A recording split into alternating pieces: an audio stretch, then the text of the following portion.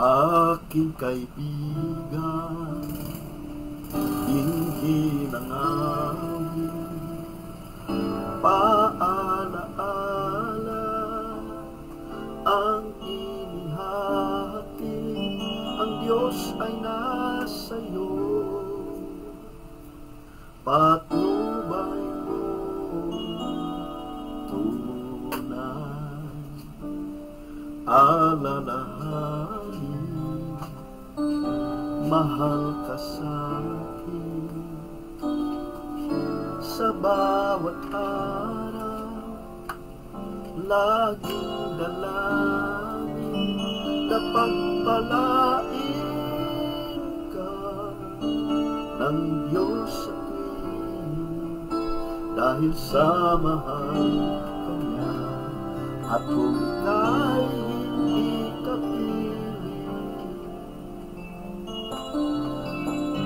kasama ka sa aking dalangin,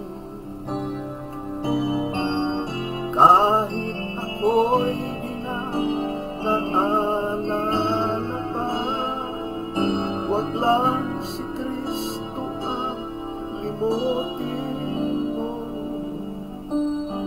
Ngayong umaga mga kaibigan, lalo-lalo na sa mga kapatid na tumalikod sa Panginoon, nawa manumbalik na kayo ngayon dahil ang Diyos ay nangungusap na sa inyo. Pero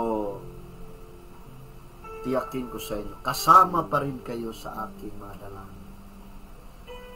Mga kapatid sa Panginoon noon na tumalikod, mga kapatid sa physical, bumalik na kayo sa Panginoon. Alalahanin,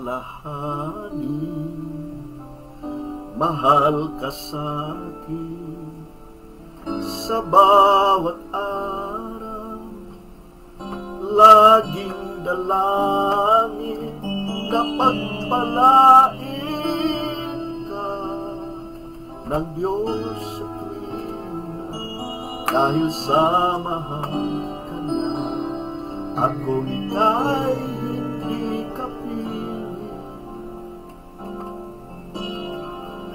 kasama ka sa aking dalangin, kahit ako'y di na naalala pa, wag lang si Kristo ang limutin mo. Dakilang Diyos ngayong umaga, aking dalangin ang mga tumalikod sa iyo sa pamamagitan ng kanilang pagiging makamundo o sa kanilang mga trabaho o kaya sa kanilang pagkatisod, ibangon mo silang muli, Panginoon. Ibalik mo sa iyong piling, sa iyong presensya. Palakasin mo muli, and I pray for divine intervention for their restoration in Jesus' name. Alam niyo mga kapatid, ngayong umaga ay sa pangangaral natin, lalong-lalo na sa Abundant Life Ministry, ay ang pag-uusapan natin ay tungkol sa Kristolohiya. Itong paksang ito ay isa sa pinakamahalaga na pag-aaral sa teolohiya. So ngayon, i-discuss natin yung biblical, yung historical na talagang patunay na ang ating Panginoong Hesus ay Diyos. So nawa, ito inyong subaybayan dahil kung hindi ito matapos ngayong linggo na ito, ay idugtong natin ito sa susunod na linggo. Ayon kay Mateo sa kanyang sinulat sa Kapitulo 16, versikulo 3, dito natin kukunin ang ating paksa. Nang dumating nga si Jesus sa mga sakop ng Cesarea ni Pilipo,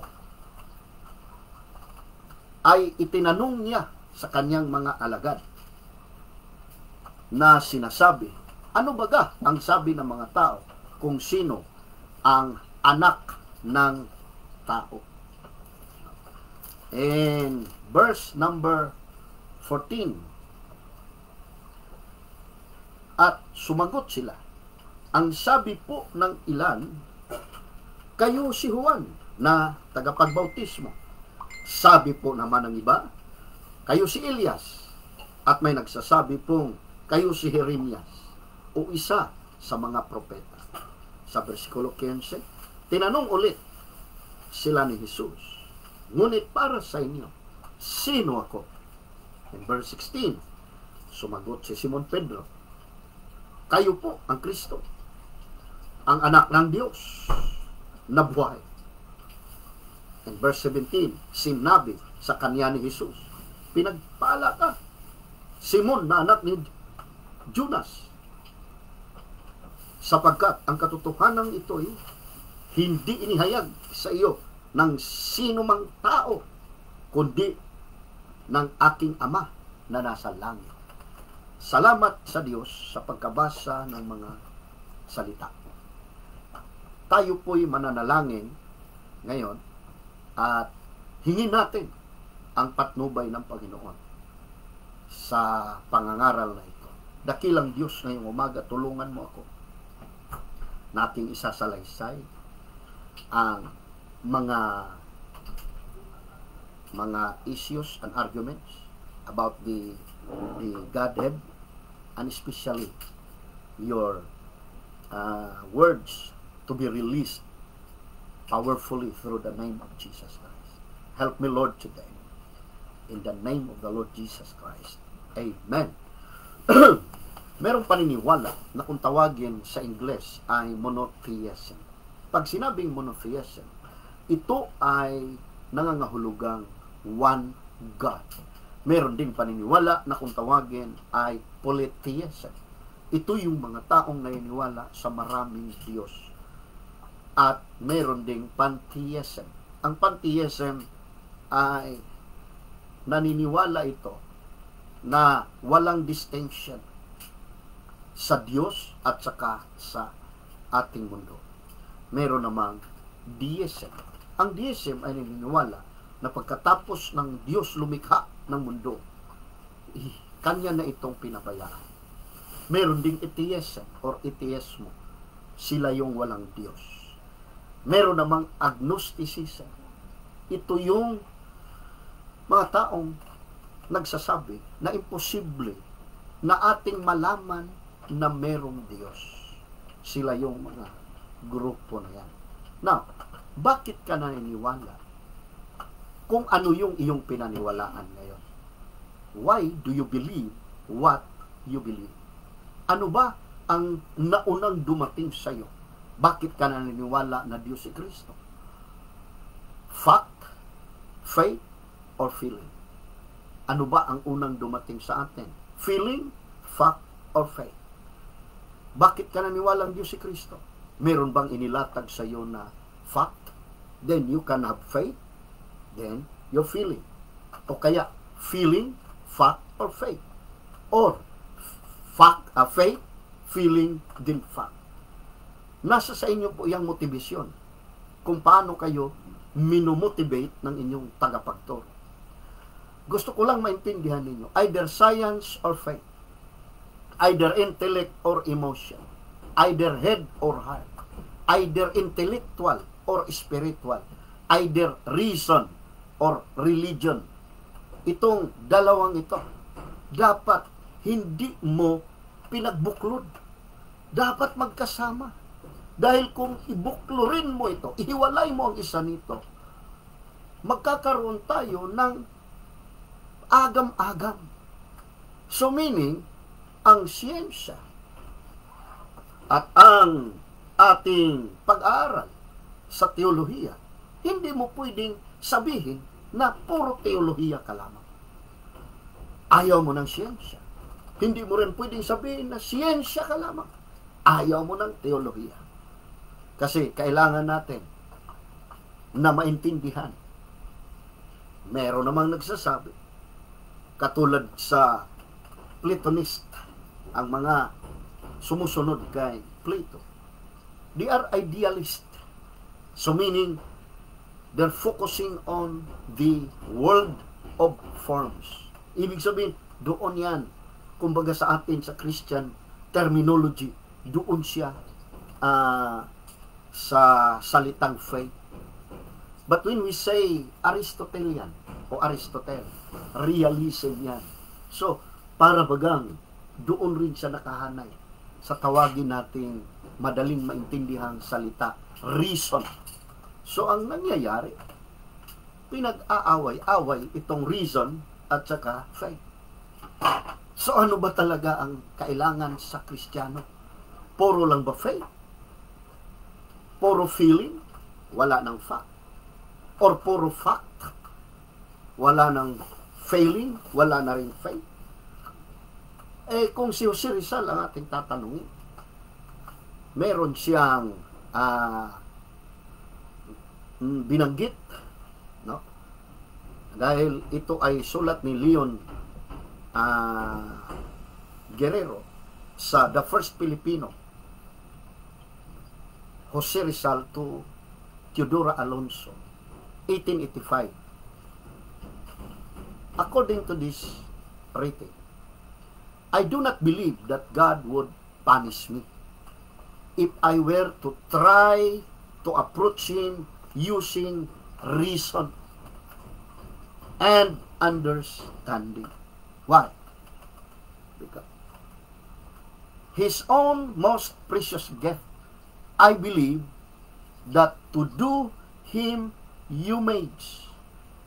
Kung ako ay lalapit sa Kanya para magsamba, I can do no better than to present myself before Him, making use of His best gift, just as in appearing before my parents.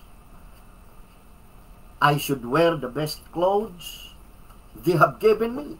If someday I were to get a little of that divine spark called science, I would not hesitate to use it for God. Gaano kaya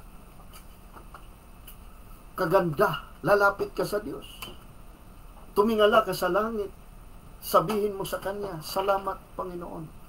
Yung distance from the sun, ganito, kalayo, napakabuti mo. So, hindi pwede nawala din yung pagsisiyasat kasama ang siyensya. Kaya tuloy, ang sabi ni Feuerbach, ni Ludwig Feuerbach, troubled people who could not cope up with the troubles of life, they invented religion. They invented Christianity. Kasi si Kristo noong araw hindi naman talaga tinatanggap. Kasi nga, sulat ni Pablo, Roma 1, in the book of Romans chapter 1, verse 16, for I am not ashamed of the gospel of Christ. Ang tanong, mayroon bang dapat ikahiya? Sa panahon ni Pablo, meron. Kasi, yung pinangaral niya, ipinako sa gitna ng dalawang magnanakaw. Ito yung bayani mo. Pero sa panahon natin, ay, sikat ka pa pag nangaral ka. Kristo sa ngayon, kahit pa paano. Pero sa panahon nila, hindi. So ngayon, pagdating sa panahong ito, sa age of reason, ayon sa kanila, lalo na kay Feuerbach, talaga namang inimbento lang ang relihiyon.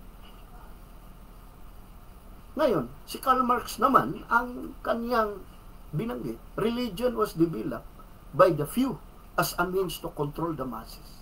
Kaya mong kontrolin ang karamihan because of your religion. Si Sigmund Freud, religions originated from the guilt that individuals supposedly feel in hating their fathers. So, kailangan nila yun. Kaya nga tuloy, ang tawag sa atin na nangangaral o nagtuturo o nasa Christian community, tayo yung mga tao na pag pumasok sa church, para bagang hinalikan na natin ang kaalaman na sinabi natin, goodbye. Kiss their brain goodbye. Hindi na tayo nagsasaliksik. At tayo tinawag na anti-science. Highly emotional individual who believes everything that the church dictates. Kaya, pobres ignorantis ang tawag tuloy sa mga tao na nasa church. Kasi daw nakakabaliw naman ang sobrang pag-aaral. Pero kung pag-aaral kay Kristo, ang ating pag-uusapan, magkakaroon ka ng totoong kaalaman. Kaya nga, pag sinabing my people are destroyed for their lack of knowledge, kaya ang ginagawa ng iba, nagsasaing ng kanin na hilaw. Iko-quote ang verse. People are destroyed for their lack of knowledge. Wala pong relasyon doon. Yung lack of knowledge doon ay lack of knowledge of God. Kaya nga ang tao, itong mga Israelita, napapahamak because of this situation. So nakakabaliw ba ang sobrang pag-aaral sa pagka-Diyos ni Kristo? Hindi o. Mas lalo mo siyang nakilala. Pinakamahalaga po kay Jesus, yung malalaman niya kung ano ang pagkakakilala mo sa Kanya. Dahil ito ay Kanyang hinalungkat at tinanong doon sa mga taong ito. Lalong-lalo na sa Kanyang malapit na mga apostoles. Ano ba ang sabi nila tungkol sa akin? Ang sagot nila, ikaw daw si Elias. Ang iba naman, ikaw daw si Jeremias. O ikaw, Pedro, ano masasabi mo sa akin? Ang sabi ni Pedro, you are the Son of God. So, ang iba naman, mas mahalaga ang sincerity kaysa degree bilang qualification sa ministry. So, hindi na pag-aaral. Hindi na pinag-aaralan ang teolohiya. Mas mahalaga ang souls na masisiran kaysa taas ng grades. Para sa mga genius lang yan, ang pagbabasa ng mga libro tungkol sa teolohiya. Sa pulpito, naririnig ko. Talaga namang hindi na kailangan ng Greek na yan. Paano mo maintindihan ang orihinal na pagkasulat kung hindi pag-aaralan? Bakit naman mag-aral pa tayo? Dumating naman na si Lord, parating na. Yung laging naririnig sa pulpito. Kaya tuloy ang ikanyang mga nasasakupan. Napakababaw ang pangunawa tungkol sa Biblia. So, ang mahalaga daw, sincere ka. Dahil ang Diyos tumitingin sa puso. Mas mahalaga daw ang puso kaysa isip. Paano mo sambahin ang Diyos sa iyong buong kaisipan kung hindi ka mag-aaral? Kaya ito'y mga programa during the time of monastery in the medieval period na ang sentro ng kaalaman ay nasa katedral, nasa monastery. Nandoon yung monk. Sila yung tuturo. Kumbaga sa mga Greeks, ang mga nagtuturo lang yung mga philosopher. Sa Roma naman yung mga historians. Ngayon, ang Oxford, ang Cambridge, nagkaroon ng establishment ng Cambridge at saka Oxford. Meron ng literature, meron ng logic, meron ng arts, meron ng mathematics. So ngayon, ang theology ay kumbaga ito yung pinakaryena. This is the queen of discipline. Sa kanilang pag-aaral. Ano ngayon naging resulta? Dapat nating maintindihan when we study science, it is studying God's Word. While theology is studying God's Word. So, tingnan mo, mga Christian scientists na talagang ating napakinabangan ngayon. Sino yun? Isaac Newton, who formulated the mechanics of law of gravitation and motion. Christian po yan. How about Galileo Galilei, the father of modern astronomy? How about Louis Pasteur? Discovered the vaccination and fermentation. They are Christians. René Descartes, father of modern philosophy. Christian. Blaise Pascal, Soren Kierkegaard, Francis Cooper, Alvin Plantinga, William Lane Craig. Mga Christians yan. So, hindi totoo na ang mga Kristiyano ay puro emosyonal lamang. Hindi totoo na ang Kristiyano ay devoid of any intellectual integrity. Bakit yun ang iniisip ng ating mga ng ating mga kaibigang nasa secular. You need to kiss your brain goodbye if you will become a part of the church. So, ang nangyayari kasi, ang ginagawa,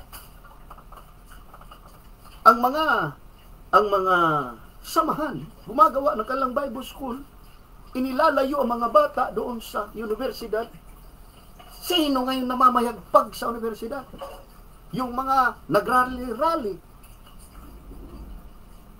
Asan ngayon ang mga Kristiyano na naniniwala na si Kristo ang Diyos? Wala na doon dahil kinulong na ng mga pastor at mga leader ng mga iba-ibang sikta. Dito lang kayo mag-aaral dahil nasa atin lahat ng katotohanan. And that is not true. Dapat nga, hindi po nawala ang mga ganitong klaseng tao na katulad sa mga Christian scientist na ito, ipapadala sa mga universidad. Sila yung magtatanggol sa mga propesor na nagtuturo ng pagiging atheista. Na kumbaga, ang pakiramdam nila ay nasa kanila na lahat ng talino't galing dahil walang sumasawata. Hawak nila ang mga ginagamit na reasoning para naman makumbinsi ang mga bata. Ngunit, kung maintindihan natin, si Kristo dapat ipangaral sa mga universidad na yan. Si Kristo dapat ipangaral sa mga colleges na may mga propesor na hindi naniniwala na Diyos si Kristo. Kaya tuloy ang nangyayari, sila nagsasama-sama, ipari-pariha sila ng paniniwala at pagtuturo. Kaya paglabas ng bata, at ikangay ito na ngayon sa field, namamangha siya. Ganito pala ang lugar na dapat maintindihan din natin kung ano meron sa ating paligid. Huwag natin pagbawalan bilang nag-aral sa totoong teolohiya. Sino ba talaga ako? Ang sabi ni Kristo. Sa paniniwala niyo.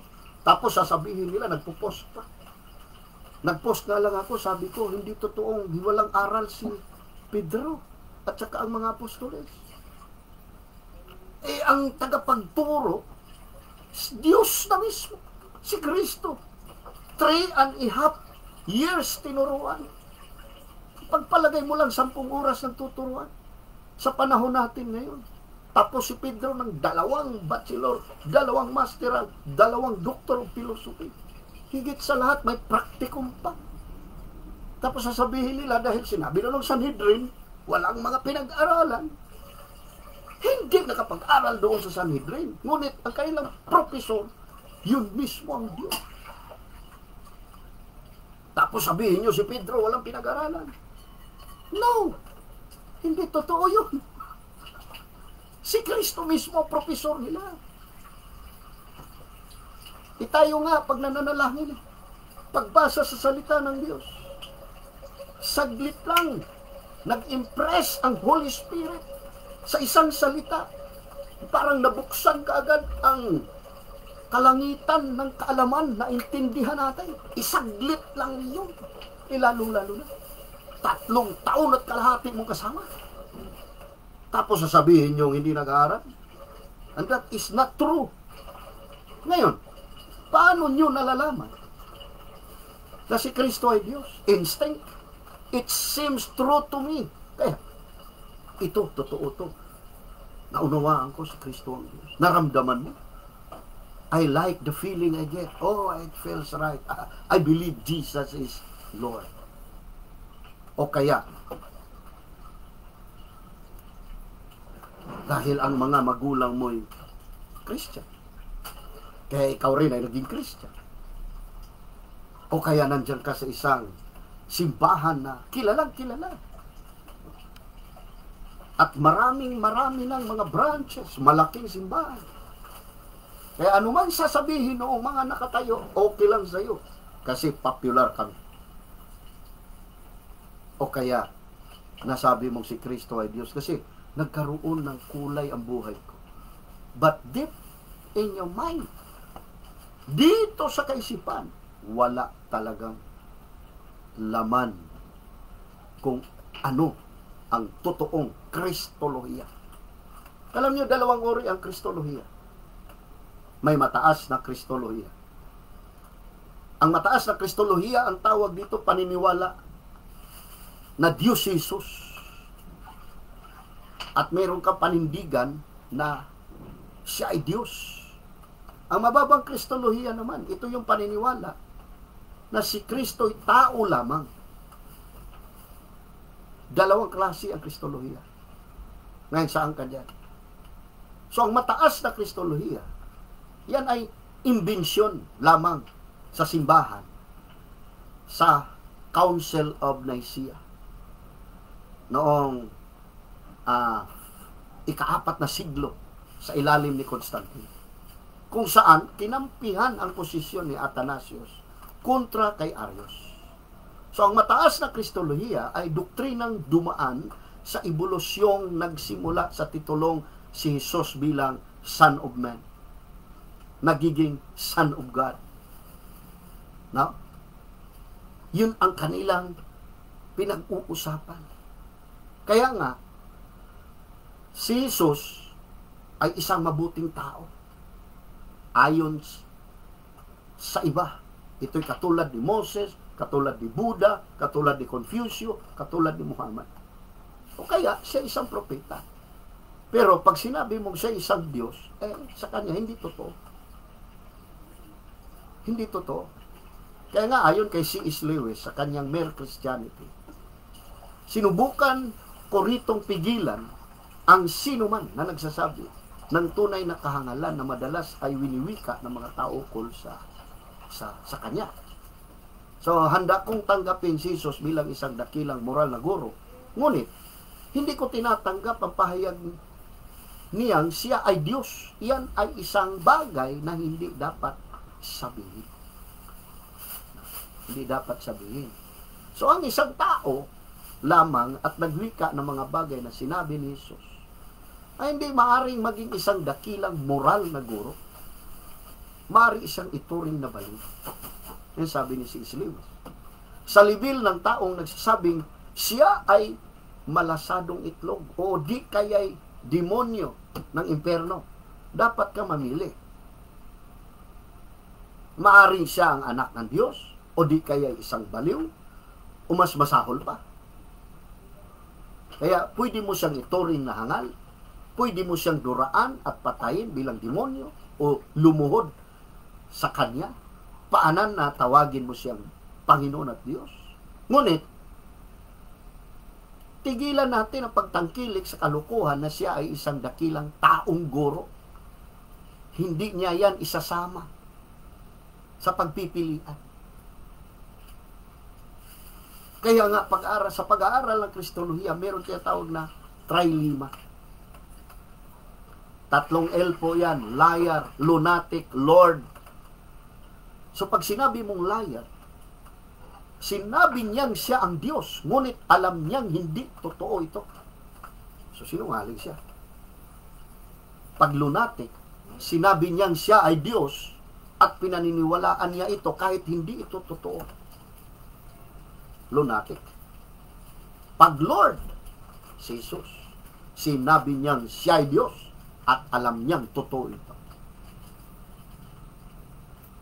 Ngayon ang tanong, katulad sa tanong ni Jesus, ikaw, anong paniniwala mo sa akin? Ako ba'y isang katulad sa sinabi ng mga apostoles na si Elias, si Jeremias? O ikaw ay katulad ni Pedro na nagsasabing, ikaw ay anak ng Diyos? Anong sagot ni Jesus nung siya'y sinabihan, ikaw ay anak ng Diyos? Agad-agad sumagot si Jesus. Ito ang kanyang sinabi sa Matthew 16, number 17. Sinabi sa kanya ni Jesus, pinagpala ka. Alam niyo yung mga taong nagsasabing siya ay guro lamang, dakilang guro, dakilang propeta, hindi pinagpala yun. Kasi dito, si Jesus ang nagsabing, pinagpala ka. Alam niyo, pag sinabing pinagpala, ano ba kaagad ang pumasok sa isip niyo? Alam niyo, pagpapala na binanggit ni Jesus dito, pagpapala tungkol kay Simon na anak ni Jonas, sapagkat ang katotohanan ito'y hindi na ihayag sa iyo sa sino mang tao, kundi sa aking Ama na nasa langit. Yung Ama na nasa langit, yun ang naghayag. Yun ang pagpapalang binanggit.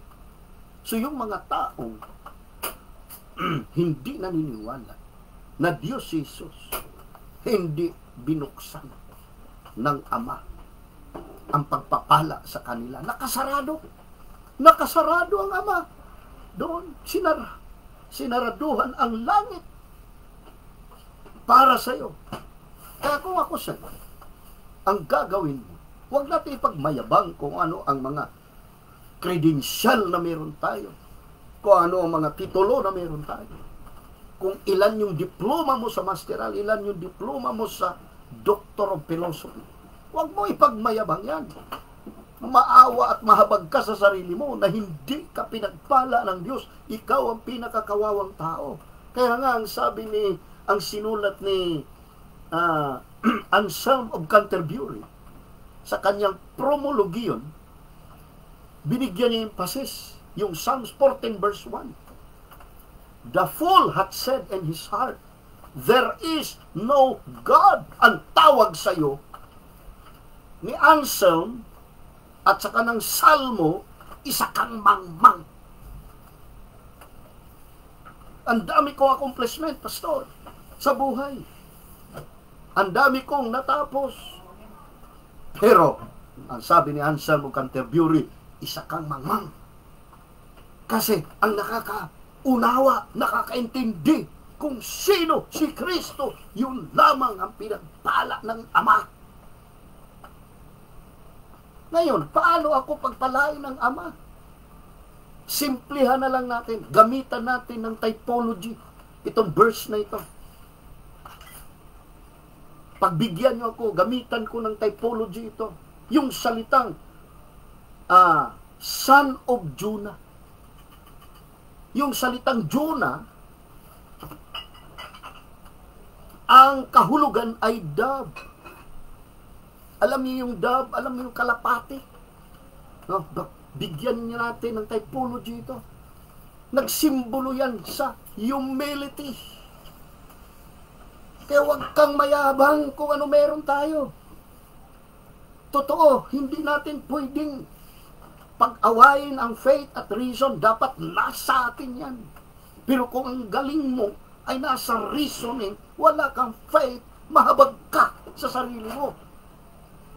So, kailan darating ang pagpapala na sinasabi na buksan ng Ama? Madali lang, magpakumbaba ka. Sabihin mo, Panginoon, tulungan mo ako dito. Gusto kong makilala ka ng lubusan. Please, Lord, help me.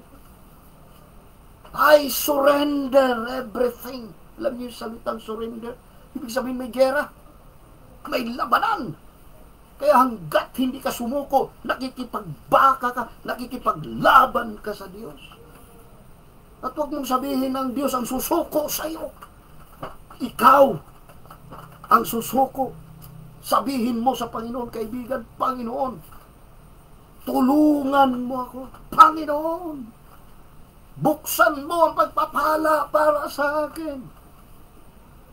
Kasi hindi ito inihayag ng tao, ang kalamang ito. Hindi ito galing sa karunungan ng tao, kundi kapangyarihan ng Diyos na magbukas sa iyong kaalaman.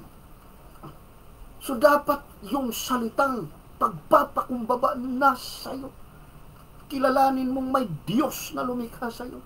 Kaya nga last week, ang mga argumento ng pagka-Diyos binabaybay ko. First, cause, then effect. Cosmological, teleological, moral argument. Talagang binabaybay natin. Why? that you will understand Jesus Christ. Sa verse 17, napakalinaw ang sabi ni Kristo. Sinabi sa kanya ni Jesus, pinagpala ka, Simon anak ni Jonas. Simon anak ni Jonas, pinagpala ka.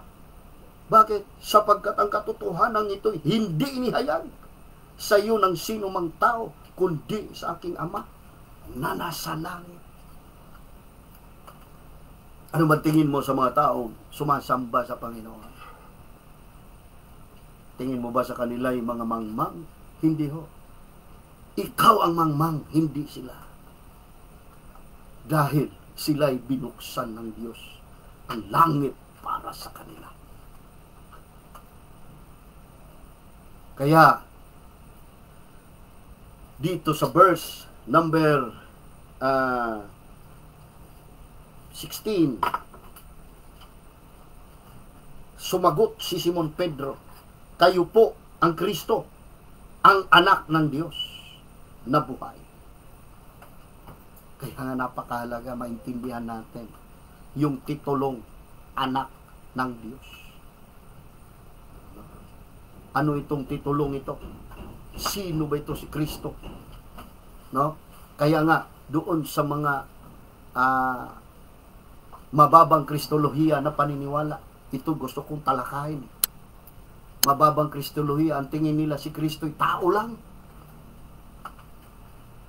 Tao lang si Kristo. Yun ang tingin nila. Bakit? Dahil sinambit yung salitang o naisulat ang salitang anak ng tao. No? Doon sa mababang kristolohiya na kaisipan. Isa pa to, dapat kailangan yung magpakumbaba. Panginoon, tulungan mo ako. Gusto kita makilala. Yung titulong anak ng tao, sa kanila, sa mababang kristolohiya, si Jesus ay tao lamang. Talaga bang tao lamang?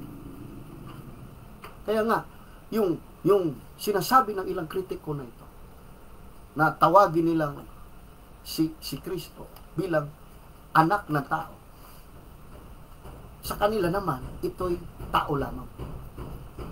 Kung paanong tinawag ni Propeta Ezekiel ang sarili bilang isang anak ng tao. Ngunit, sa kaso ni Jesus, ay may mahalagang pagkakaiba. Hindi parihas yan. No? Hindi parihas. Huwag mong parihasin. So, hindi tinawag ni Jesus ang kanyang sarili bilang isang anak ng tao. Bagkos, ay bilang ang anak ng tao. So, magkaiba yung salitang isang anak ng tao kaysa salitang ang anak ng tao.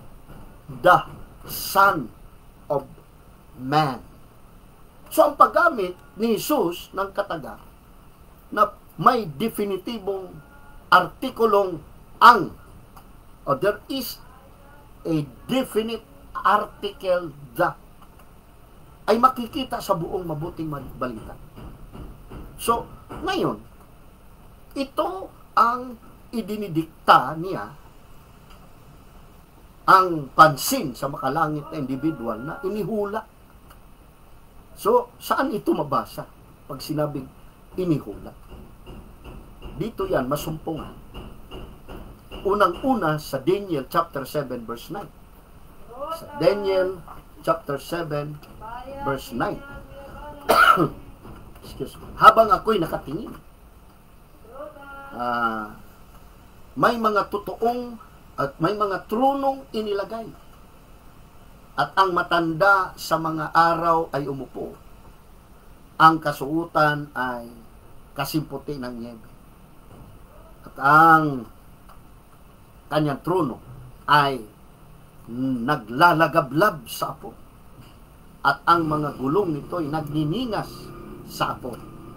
So yan yung binanggit sa Daniel. Sa Daniel chapter 7. Okay? Ngayon, sa Daniel chapter 7 verse 13. Ito naman ang binanggit.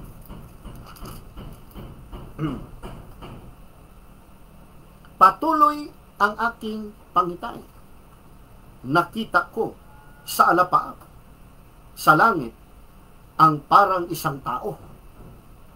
Lumapit siya sa nabubuhay pakailan pa man. Binigyan siya ng kapamahalaan, ng karangalan at kaharian upang paglingkuran siya sa lahat ng tao sa bawat bansa at wika. Ang pamamahala niya ay hindi magwawakas at ang kaniyang kaharian ay hindi mawawasak. So sa Ingles naman, binanggit doon, the Son of Man. No? The Son of Man. Now, dito sa verse 13 sa Ang Biblia 2001, ganito ang binanggit. Patuloy akong nakakita sa pangitain sa gabi. At narito, ang isang gaya ng anak ng tao. So, pag sinabing anak ng tao, na ginamit ng mababang kristolohiya, na kanilang basihan na si Kristo'y tao lang, hindi siya Diyos, tao lang, yun ay medyo malayo sa totoong kahulugan ng salitang anak ng tao. Dahil yun ay hula ni Daniel. At nakita ito, na ito ang Kristo. Pag sinabing anak ng tao, ang tumbok niyan ay ang pagiging Mesiyas. Mesiyas o Messiah, the Anointed One o Kristo. Kaya in Matthew 26 verse 62 to 65,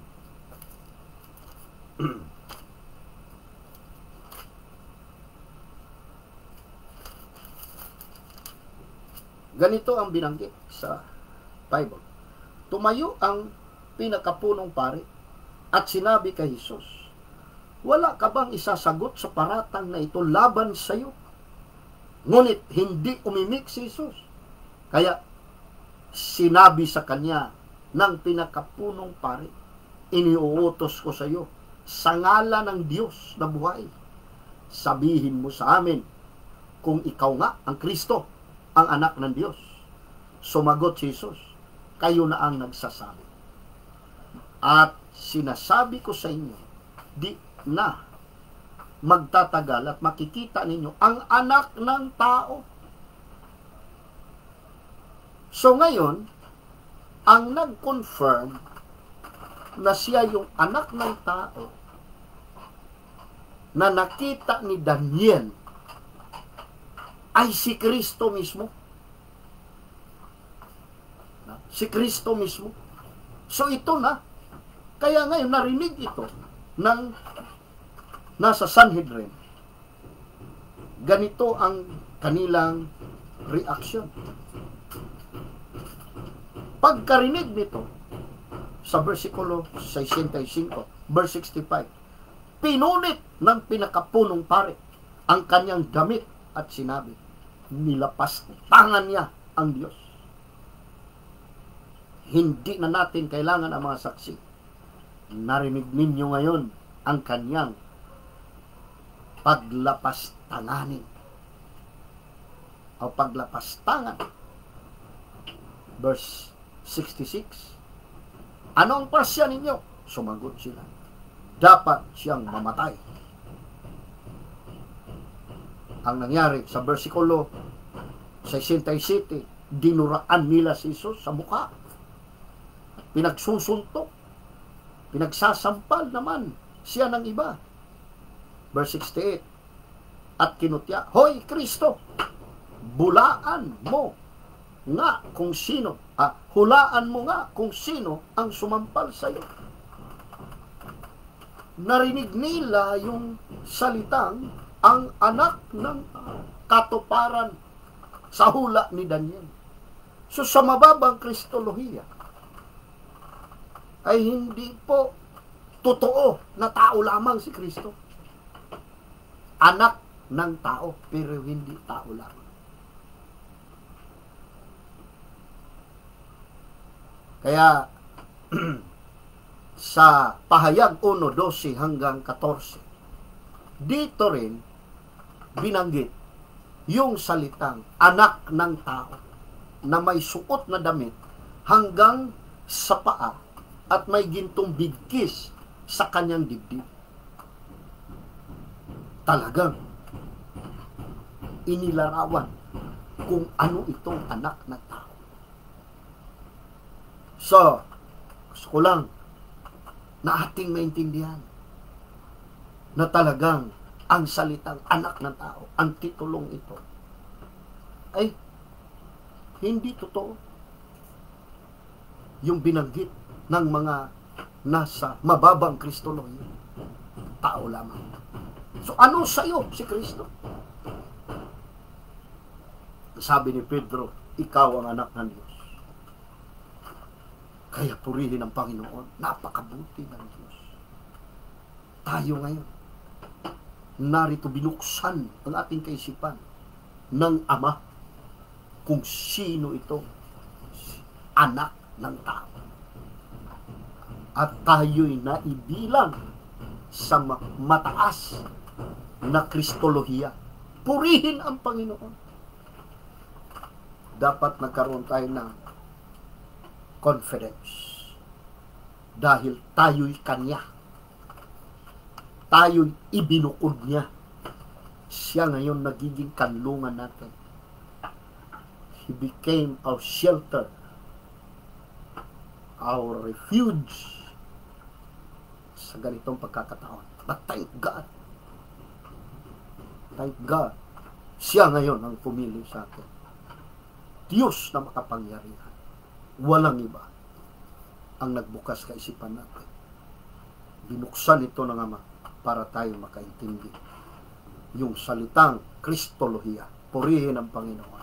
Mga kapatid, patuloy tayong mananalangin. Ayon sa sulat ni Pablo, panalangin ninyo ng wisdom.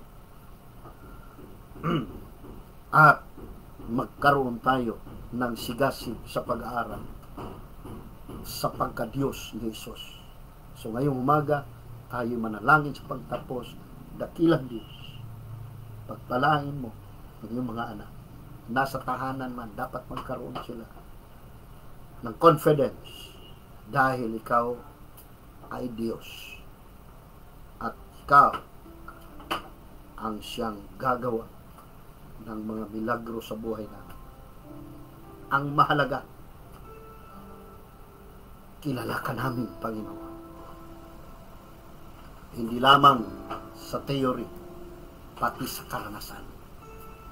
Dahil nagkaroon ng fellowship or reconciliation ang iyong mga anak sa iyo. Kinuha niyo kami para sa iyo. Purihin ka sa pangalan ni Jesus. Amen. God bless you all. Thank you for listening. I believe the blessings of the Lord will be released for us through His Word. Hindi lalayo sa salita ng Diyos. Purihin ang Panginoong Jesus. Amen.